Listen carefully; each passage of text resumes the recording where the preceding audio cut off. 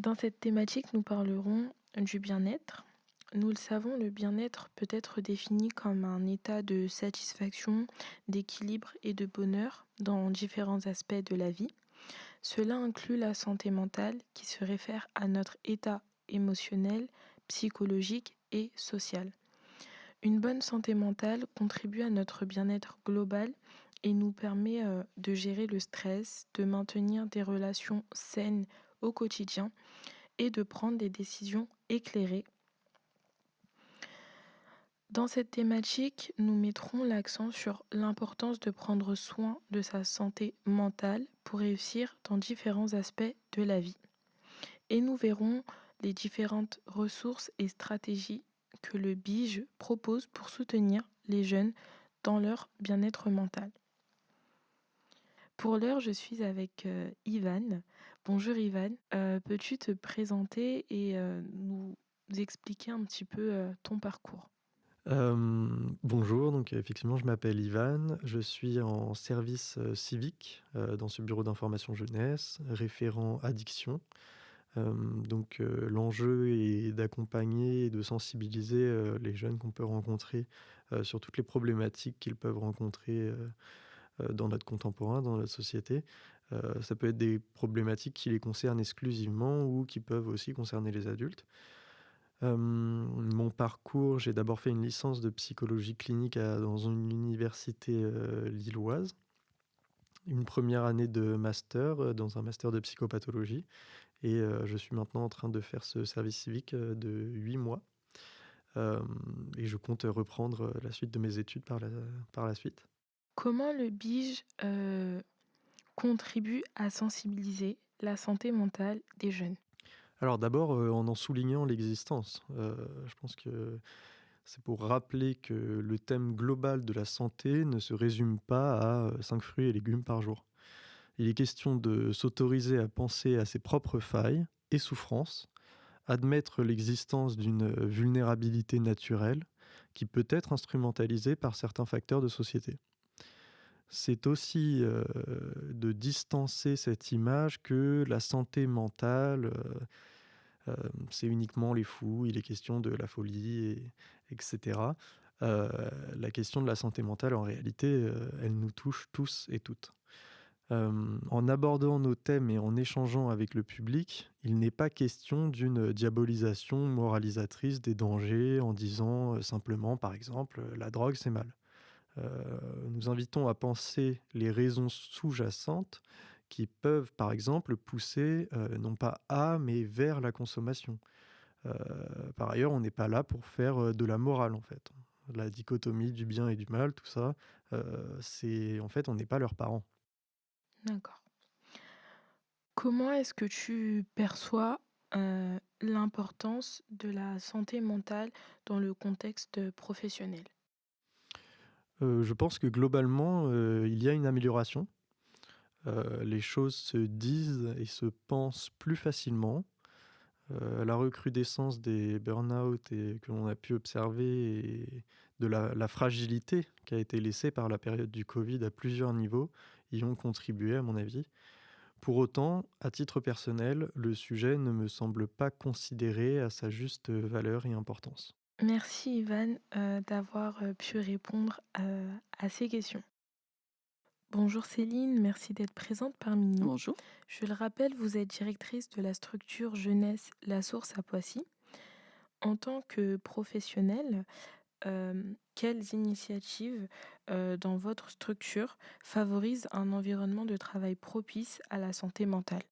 Alors, depuis, une, dizaine d'années, nous avons sur la ville de Poissy, un PAEJ, un point d'accueil écoute jeune, qui, pendant 7-8 ans a été géré par l'atelier santé, une association et le service jeunesse a repris la gestion de ce dossier depuis maintenant 5-6 ans.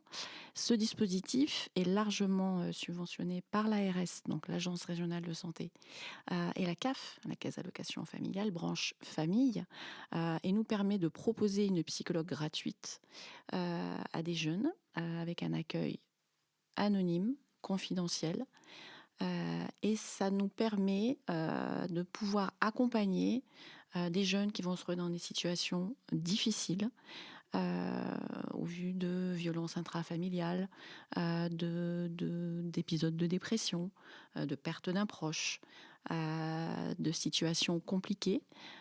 Et ce PAEJ fait partie d'un dispositif qu'on retrouve dans d'autres villes. Il y a des étroites collaborations entre les différents PAJ et ça nous permet d'être aussi en éveil et en alerte sur toutes les problématiques que rencontrent les jeunes.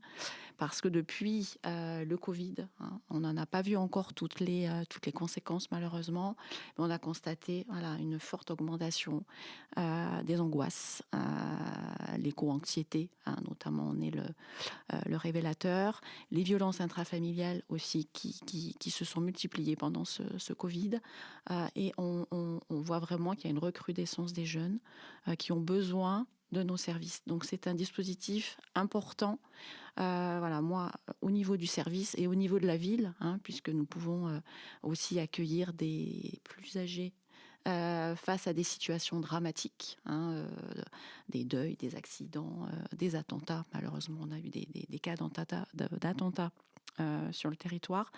Donc ce dispositif est vraiment important. Par ailleurs, on développe aussi des ciné-débats au sein du BIGE, avec un qui est dédié à la santé mentale.